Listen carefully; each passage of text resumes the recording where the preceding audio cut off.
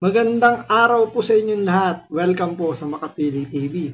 Eto na nga po, mainit pong nagkasagutan itong si Senator Marcoleta at si Senator Ping Lacson tungkol po sa issue kung sino po yung dapat maging state witness tungkol po rito sa issue ng flood control ng DPWH.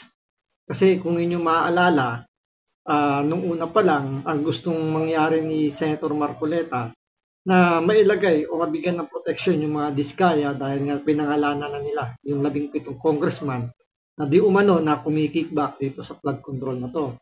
Pero dahil nga nagsalita rin si Bryce Hernandez doon sa Kongreso, ang nilaglag niya yung mga senador, tila parang lumalabas dito na mas pinapanigan po ni Senator Ping Lacson at ng Senado, ng kabuuan ng Senado ni Tito Soto dahil siya ngay Senate President, na parang mas pabor sila na maging state witness itong si Bryce Hernandez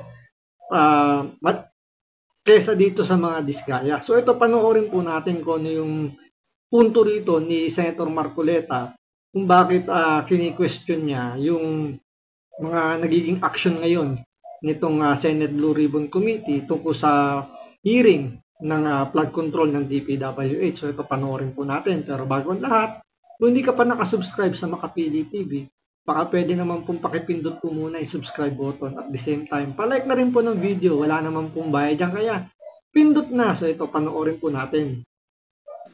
Are you ready? Mr. Chair, I wish I can make a few clarificatory questions before we start. But these are prejudicial questions, Mr. Chair. Later.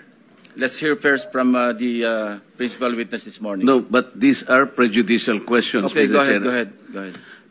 Foremost to my mind, Mr. Chair, is the integrity, the impartiality, and the objectivity of the proceedings of this committee. Mr. Chair, you were interviewed on Billionario Channel by Ms. Pinky Webb. Basahin ko po, sabi niya, Senator Ping, para sa inyo, sino ba ang sabihin natin worth it or dapat na ikonsidera na state witness na ipasok man lang dito sa Witness Protection Program? And you responded, at this point between Diskaya and Bryce Hernandez, Mr. Chair, question is, does the chairman has the prerogative or the right to make judgment? No. That's my perspective, no? That's my personal opinion outside of the hearing or outside of this hall. So don't question my opinion. I am not questioning your opinion, Mr. Chair, but you are the chairman of this committee. Anyway, let's proceed with the You are not interested in the prejudicial question that I am going to raise, Mr. Chair? Go ahead, you raise your Kaya nga sinasabi ko sa inyo an investigator, we are investigating. Mr. Chair, we are still investigating. Tingnan nyo, ayaw makipag-argumento rito ni Ping Lacson. Ano ba yung punto rito ni Senator Marcoleta? Ito yung tungkol dun sa interview ni Senator Ping Lacson kung saan nga, di ba, tinatanong siya ni Ping Guel kung sino ba yung mas credible sa dalawang maging witness between Diskaya at itong kay Bryce Hernandez. Ngayon, nagbigay itong si Ping Lacson ng kanyang opinion at sabi nga niya, para sa kanya, itong si Bryce Hernandez yung mas credible maging state witness dito kay Diskaya, kumbaga sa dalawa between Diskaya and Bryce Hernandez, mas credible daw itong si Bryce Hernandez. At yun na yung opinion niya. Ang pinupunto rito ni Senator Marcoleta, hindi naman ikaw yung dapat magbigay ng judgment kung sino yung dapat maging state witness o bigyan ng proteksyon ng gobyerno. Kung ninyong babalikan, ang ginawa ni Senator Marcoleta nung panahon na siya yung Senate Blue Ribbon Committee, sumulat siya sa bagong Senate President Tito Soto para inire-request niya sa DOJ na mapasok sa Witness Protection Program yung Diskaya dahil nga nagbigay na siya ng statement at pinangalanan niya yung 17 congressman na kumikickback daw. Yun yung tamang proseso, di ba? So hindi muna, kumbaga wala kang judgment, nag-request ka lang muna. Ngayon, ito si Tito Soto, ni-reject yung request ni Marcoleta dahil naniwala siya sa sinabi ni Poy Mulya na kailangan muna magsoli ng pera na ninakaw yung mga diskaya bago mapasok doon sa Witness Protection Program. Ngayon, ang punto, sabi ni Ping Lacson, opinion lang naman niya yun. Yung sinabi niya na mas credible daw itong si Bryce Hernandez. Wala namang problema doon sa opinion ni Ping Lacson, which is tama naman siya. Kaso ang problema na pinupunto nga rito ni Senator Marcoleta, hindi lang naman ikaw yung ordinaryong senador na pwede kang magbigay ng opinion mo dahil kung ikaw isang simpleng senador at nagbigay ng opinion, yun sarili mong personal opinion mo yun.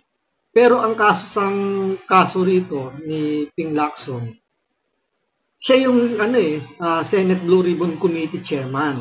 Siya yung ulo, siya yung namumuno. So everything na sasabihin niya, ano man yung magiging statement niya, lumalabas diyan statement ng buong committee, ng Blue Ribbon Committee. So dapat hindi siya nagbibigay ng ganong klaseng prejudgment dahil nakaka-apekto yun. Baga makaka-influensya yung mga statement niya kung sa mga nakakapanood. So parang mas nadidiktahan na mas credible itong si Bryce Hernandez kaysa kay Diskaya. Dahil ba ang pinangalanan ng Diskaya is mga congressman? Hindi na totoo yung kanilang mga sinasabi at ang nagsasabi nila ng totoo ay si Bryce Hernandez dahil ang inilaglag niya mga senador. So makikita nyo na rito na parang hindi interesadong malaman ng Senado, ang pamunuan ng Senado ngayon, lalo na ng Senate Blue Ribbon Committee, kung sino-sino ba yung mga congressman na sabit dito sa issue ng flood control. Nakapokus lang sila rito kung sino yung mga senador na involved sa flood control scam na to.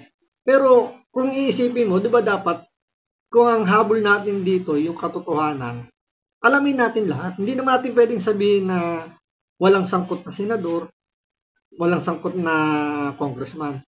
Sa nangyayari po ngayon, malinaw pa na talagang malaki na talaga yung issue ng korupsyon sa gobyerno na lahat involved na. Kaya kailangan pagtulungan nila rito kung sino ba talaga yung dapat tumbukin. Ang nangyayari kasi dito, nadi-discredit na yung ginawa ni Marcoleta eh.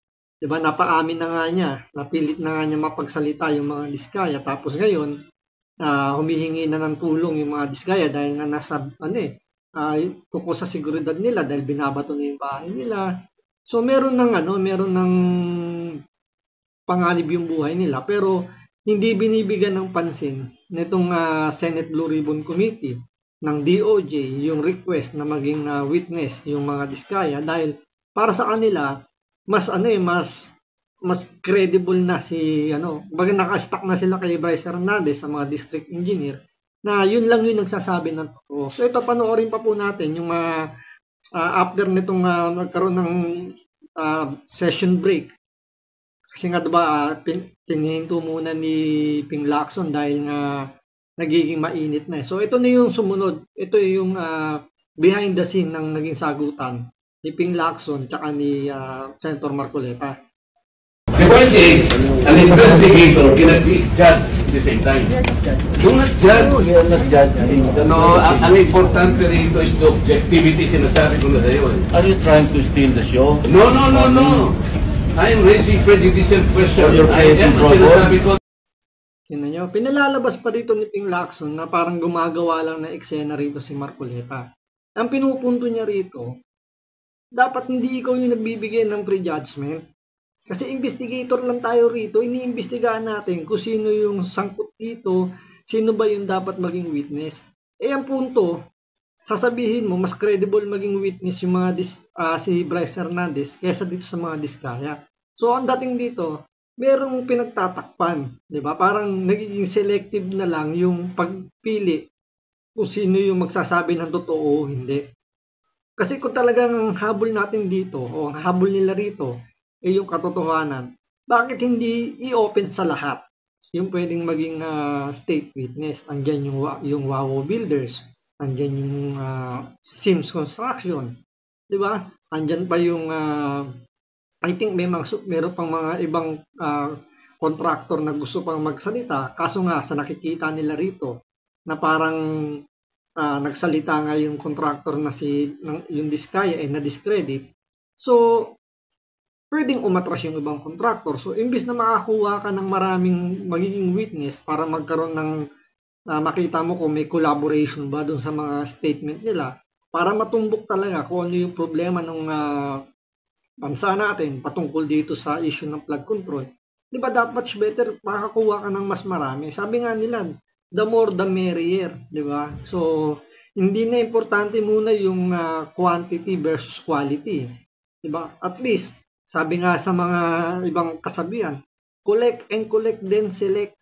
So, dapat ganun yung gawin nila rito. Hindi yung nagiging selective na lang sila dahil porket ba yung pinangalanan ni Bryce Hernandez, yung mga senador, okay na yun. Paano naman yung mga congressman? Binabanggit na yung pangalan nila Saldico, nila Martin Romualdez, pero parang mga nakatakip yung tenga nila at di nila naririnig. Pero pag ang binanggit Jinggoy Estrada, Joel Villanueva, Bong Revilla, parang kahit sa kabilang ibayo naririnig nila yung mga boses, yung mga pangalan ng mga senador na yun. So makikita mo talaga rito na parang may kumpas dito na may parang kailangan pagtakpan. Kailangan lang mapunta yung sisi sa mga nasa ibaba lang, sa mga kontraktor, sa mga district engineers, sa mga taga-DPWH lang. So, hindi talaga ito yung ini-aim nila is malaman kung sino ba talaga yung pinaka-ulo ng problema ng flood control na to. So, tuloy natin. To prevent the proceeding? Mr. Chair, sinabi ko na sa iyo, the interest of this committee is the impartiality, the objectivity. Sana huwag kayo magbibigay ng opinion. Why did you choose, for example, Bryce? That's my opinion. You cannot question my opinion. Outside of this hall, you cannot question my opinion. You also express your I opinion. am questioning your opinion because you are the chairman of this committee, Mr. Chair. What's your opinion? Ang mangyayari nito, so, mas credible si Bryce kesa Diskaya. Bakit ganon? Hindi. Why are we trying to prejudge this? Hindi, Mr. President, we are still in the process of investigation. If we are in the process of investigation, Why are you then so we should protective not of the judge. Discayas? Why are you so protective? I am not protecting them. Mabuti sinabi mo yan. So, ayan, di ba? Bigla ibinalik yung tanong dito kay Marcoleta na bakit daw parang pinoprotektahan niya yung mga Diskaya. Hindi yun eh. Hindi yun yung hindi nila nakikita yung punto ni Senator Marcoleta. Ang pinupunto niya rito, sa unang niyang punto rito, huwag kang magbibigay ng statement. Even though opinion mo yun, dahil ikaw yung chairman ng Senate Blue Ribbon Committee. Kapag ikaw yung nagsalita, ikaw yung nagbigay ng opinion, lumalabas yan, yan yung naging what you call this, naging statement ng buong committee kapag ikaw yung nagsalita kasi nga ikaw yung chairman. Pero sabihin natin ang magbigay ng statement si Lito Lapid. Ayun, opinion niya lang yun kasi senador lang siya, hindi naman siya yung chairman. Magkaiba yung opinion ng isang simpleng senador kaysa doon sa opinion ng isang senador na chairman ng isang committee.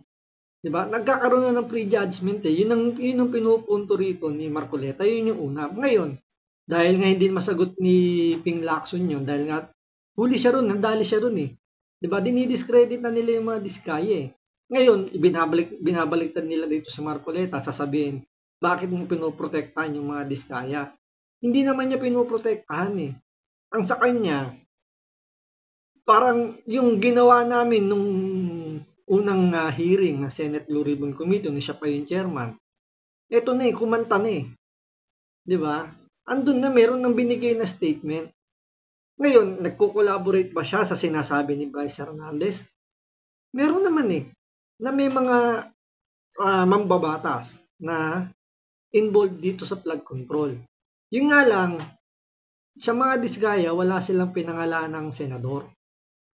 Puro congressman lang. Itong si Bryce Hernandez, ang pinangalanan, mga senador. Pero bakit parang nangyayari, mas nagsasabi pa ng totoo si Bryce Hernandez kaysa sa mga diskaya? Yun yung pinupunto ni Senator Marcoleta na hindi masagot-sagot dito ni Ping Lacson. Sinabi mo yan, Mr. Chair.